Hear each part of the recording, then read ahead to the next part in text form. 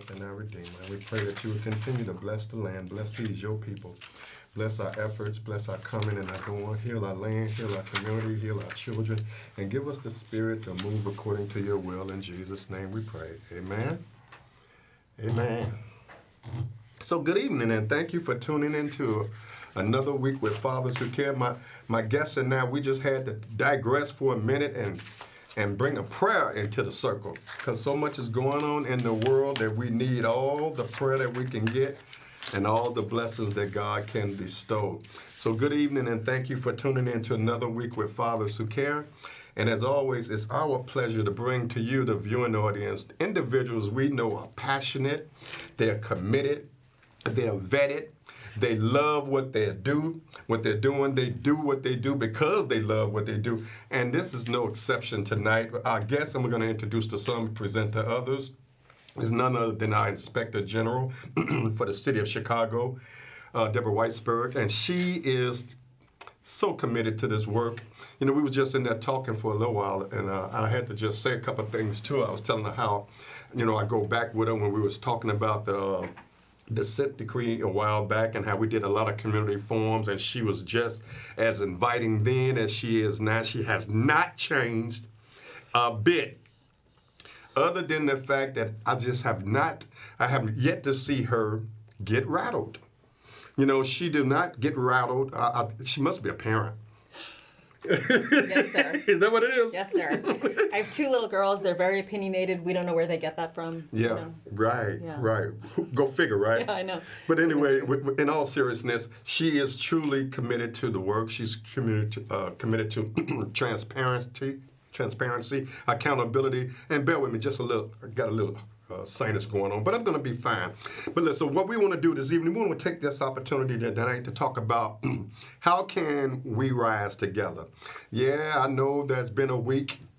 So much stuff is going on. We talked about the fires in California. We talked about in the Hudson. No, we talked about the plane and the helicopter crashing. Oh, so much going on. We talked about legislation that's running around the city. We talked about folks are really concerned about services not being provided. So there's enough to be worried about.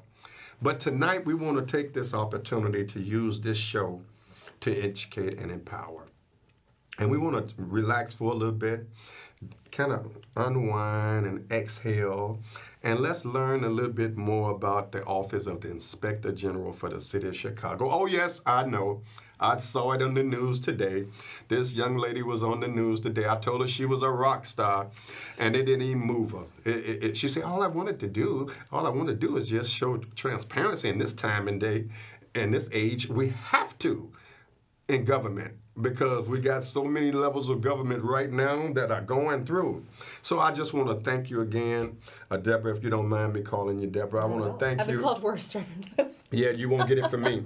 You would definitely get my utmost respect, because I love what you do, and you have been doing it. Thank you. And you have always been committed, and you have always been transparent, and you've always been open to sharing the resources, and you've always been open to sharing your office.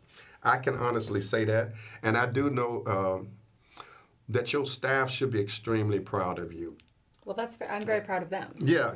Well, you know, they say the buck don't fall too far from the tree, or the apple don't fall too far from the tree. However that parable go, but I would say this here, that it's an excellent fit. I mean, you have some folks on your team who are committed. They're passionate. They're really true to the work. Your deputy is extremely true to the work, and she got it honestly from her parent. So I just love what you guys are doing. And what I'd like to do, if you don't mind, is take this opportunity on this show to just share with the viewing audience how much we appreciate the work that you're doing. But we want to give you an opportunity today to tell us a little bit about yourself, and then give us an opportunity, if you will, to tell us about the Office of the Inspector General. We know that there was some news feeds that was out today about transparency in the office of the mayor. If you choose to want to talk about that, have at it. But in the meantime, we want to talk about the good things that you're doing in the office of the Inspector General. But let's back up for a little bit and just say this. You are committed to just public service. Is that fair? Yes. And why so? Well, First of all, Look how you just gleaming when you start talking about that. I'm not. Go ahead. I'm gonna let you slide. Go ahead. well, thank you. Please. First, thank you for having me. I so appreciate My the pleasure. invitation. Thank you for inviting, for accepting the invite. Oh, you know me. I'll go anywhere I'm invited, and some places I'm not. So I appreciate that. Yeah, you definitely are good to work with. I mean, and you love what you do, so you don't have to fake it. I do. Just flow with it. I feel incredibly lucky to be doing this job. I am deeply committed to public service. I've been incredibly fortunate to spend a career in public service, and that is a tremendous privilege. It is a tremendous privilege to work in the public service. How many years you got? I've been in this job. I've been working for the city for about 8 years. Right. I was a Cook County prosecutor for about 6 years before that. I started all that straight out of kindergarten, obviously. But I've been out of law school now 14 years, and I have spent all of that time, 15 years. 15 years, time flies when we're having fun. And I've spent all of that time doing public service law. That's what I went to law school to do. I knew that I wanted to work for social justice, work in the public service. And that was always what I wanted to do. I will tell the story very briefly. Please, I think please, you have heard me please, tell the story. please. I will tell it again. Please. I grew up in a family that was very serious about public service. My dad practiced medicine in Boston, providing exceptional health care without regard to people's ability to pay for it. My mother was a public school teacher. And so I grew up in a family that was very clear on the idea that of those to whom much is given, much is expected. That's word. A great deal has been given to me, we had a children's book that we read often when I was little. It was called Miss Rumphius. You're smiling because I think you've heard me say this before. Miss Rumphius is a story. It's a children's book. It's a story about a town in coastal Maine where this little girl, her name is Alice, she learns a lesson from the woman living in her town that it is everyone's responsibility to do something to make the world more beautiful. Miss Rumphius, in the book, the thing that she does to make the world more beautiful is that she spreads lupin seeds.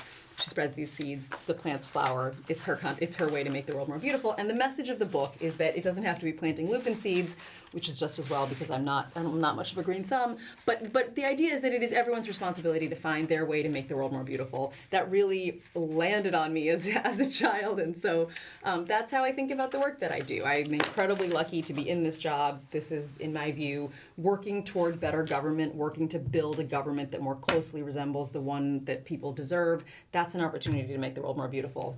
I'm a true believer in the work. And some things, I really believe some things that's understood don't really need to be explained. I mean, when you have a passion for something and it's just ingrained in you, if you will, it just shows, all right? I mean, you can't fake it.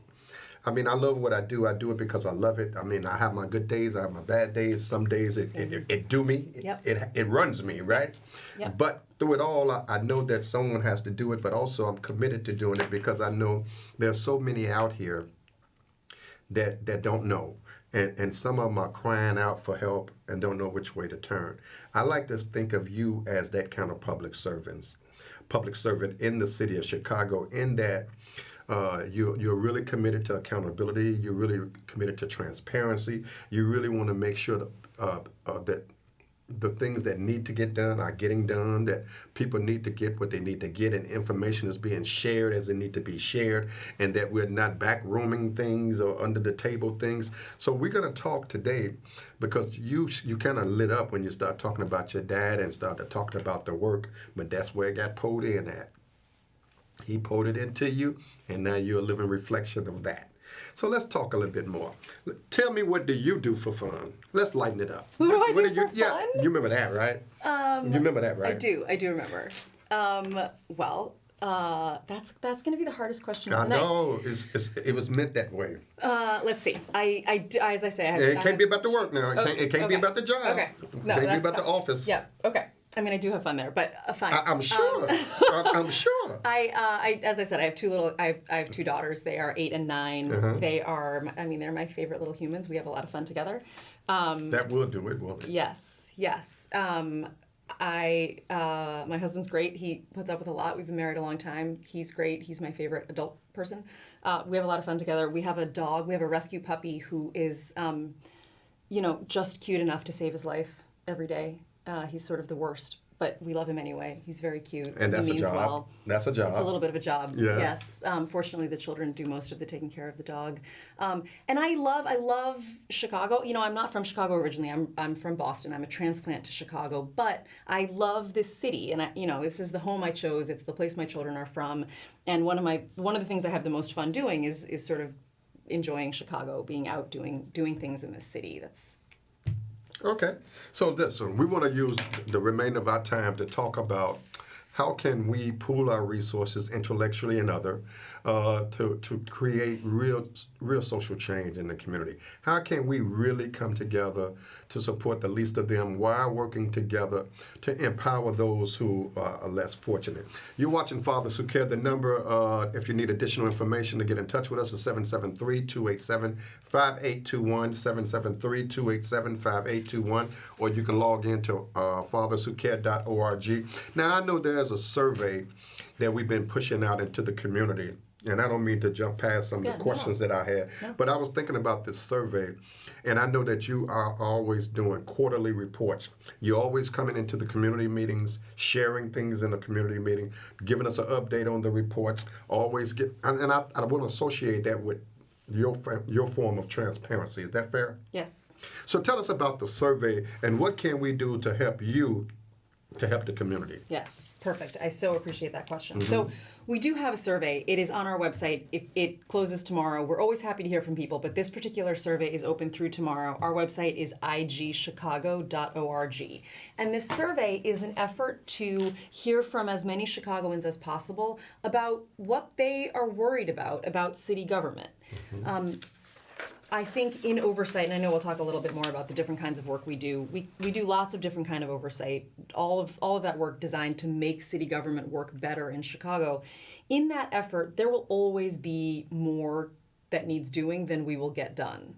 And so every decision we make about the work we do is sort of a prioritization decision. We undertake one project, that means we can't do something else that also needs doing. So we're always making these decisions about what is most urgent. So you're prioritizing. That's exactly right. Okay, go ahead. And when we do that, it's so important to us that we do that in a way that accurately reflects what Chicagoans are most worried about. And so we spend a lot of time out in community organizations with groups like yours, on shows like this, conducting this survey, hoping to hear from people about, what they are most worried about. So this survey that's on our website right now through the end of the day tomorrow has lists of projects that we are thinking about undertaking in 2025, possible projects for the year. And we're hoping that people will take that survey and they'll tell us which of those projects seems most important to them, where they see their experience and their challenges and their concerns reflected in those projects, so that we can use the lived experience of real people in this city to get a sense of what we should be most worried about, what we should be working on first. So you are openly accepting the opinions, concerns, and comments, or suggestions of lay people. Well, the Chicagoans are the people who know Chicago best, so absolutely. So you're opening up just to get the input from folks in order to kind of set the tone on what your office should work on. Now, you already have the agenda of the things you need to do according to your duties of the Office of Inspector General, but you're opening up to get community involvement. Is that fair? Absolutely. So tell us then. Tell us what are the mission and the duties of the Inspector General? Did we go down that road yet? No, not yet. Can we? Absolutely. Can we go down that road? Absolutely. Well, please. All right. Please. The Office of Inspector General is an independent, nonpartisan watchdog agency within city government, and it is our mission to promote economy, effectiveness, efficiency, and integrity in the operation of city government. Now, It's that's not sort a of a DEI, mouthful. is it? Sorry? It's not a DEI, is it? We go back a long time. We go back before we've been here a long time. See? I just had to give it to them. Folks didn't snatch that acronym and running with it. Indeed. So we go about our work basically in three ways. We conduct misconduct investigations when city actors are accused of breaking the rules. So now break that down. Yeah. You go against misconduct. That's right. So Can you be more specific about Yes. that, please? So if a city employee or a city official or a city contractor is accused of doing something wrong, Anyone that works for the city. anyone who works for the city or has a contract with the city or sells things Okay. to the city or lobbies the city or Okay. any of those things. Okay. If somebody's accused of taking a bribe or offering a bribe or, lying on some paperwork or, being violent in the workplace or taking discriminating gifts or something, huh? for example, yeah. Yeah, okay. Any of those things, then we investigate those, and we do both administrative and criminal investigations. So we investigate all kinds of complaints against city actors. That's kind of the first channel of our work. Okay. The second channel, Would that be fair to say oversight? all of this is oversight. I think of Okay. this as like 3 flavors of oversight, Okay. all of which we are engaged in. Some may call it a watchdog group. That's yes, very much what we are. Okay. Yes. I'm sorry. Go No, ahead, no. please. So that's the first channel, is these misconduct investigations, when somebody's accused of breaking the rules, accused of doing something wrong. Okay. The second channel of our work is program and policy work, and that is devoted to the question of whether programs and operations of city government are working as well as they should. If programs of city government are effective and efficient and equitable. That's that second channel of work. So we're doing performance audits, we're doing reviews of city programs, etc. That's number 2. Okay. The third channel of our work is transparency work. This is work that is just animated by the principle that information about the government belongs to the governed. I love that. I like that. I like that. I like that. Me too. I like that.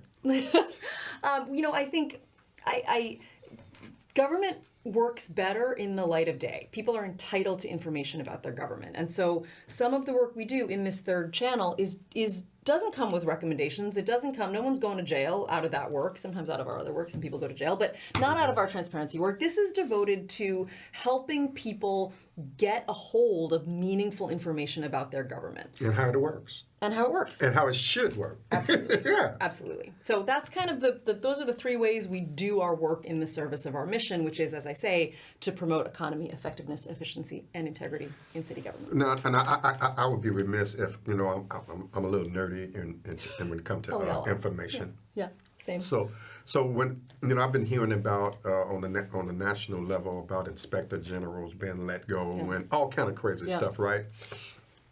And just like the community, I'm really trying to weather some things and kind of weigh the effectiveness of why things are happening. Mm-hmm. So why would you think it is important that we support an inspector general not only on the city level? That should be one of those departments on every level of government, correct? Yes. The county, the city, Yes. the state, and so on, right? Yes. Why should we support inspector generals and the work that they're doing? This is such a crucial and important question at this time, more so than others. The superpower of inspector general work is that it is independent oversight. We are a body of government, but we don't work for City Hall. I don't work for the mayor. We So don't you're report to the apolitical. mayor's office. We are apolitical, we are nonpartisan, and we are independent. That's the way it should be. Independence is the lifeblood of effective oversight. And so the reason that it's frankly alarming when the independence of inspectors general is compromised, like when people are removed inappropriately, is that limits the independence of the work. We have removal protections in place, so do I serve in a protected term. Those removal protections are in place so that we can speak truth to power. That's our most basic obligation. So if something is going on now, I've heard some things on the news, and some things that I heard on the news was about transparency and accountability, and about folks being able to I think it's a green room or some kind of room. A gift room. Gift room, that's it, the gift room. Now this gift room, you want to talk about that gift room and why it's important? Yeah. That those of us who are community residents and just trying to follow the story, why is it important that we need to know what's going on those levels in this gift room, and why it's important that we have inspector generals all down the road, all down the lines of government to keep us informed? Yeah. So I'll start with what I think is the basic principle here, and that is that the city of Chicago operates at a tremendous deficit of legitimacy with its residents. For decades, generations, we have given people in Chicago no reason to trust the government. You know, people talk about the Chicago way. It's not a compliment. We have such a long history of corruption and misconduct in city government that we haven't given anybody any reason to give the government the benefit of the doubt. And I think what that looks like is that when things happen in the dark, when things happen behind closed doors, when things happen in windowless rooms at City Hall, people can only assume the worst because of what has gone on for decades. And it may not be the worst. It may not be the worst. You know, so I mean, that's exactly right. and that's the whole purpose for the transparency, so that we don't start to take something. Folks won't take something and run with it, and be running with the wrong information. That's absolutely so right. that's the reason why your office is so committed to making sure that the information is out there, so people won't have to assume. Couldn't have said it better myself. Hey, listen. We got.